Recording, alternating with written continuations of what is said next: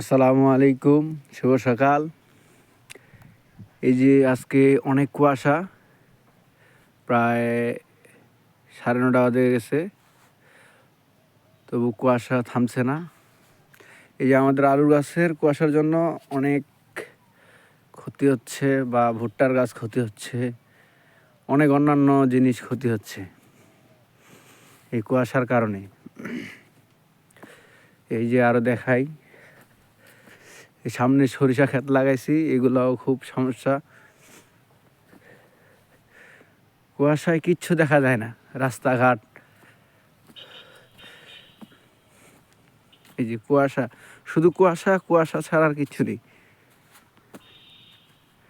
মনে হয় না এত কুয়াশা আজকে।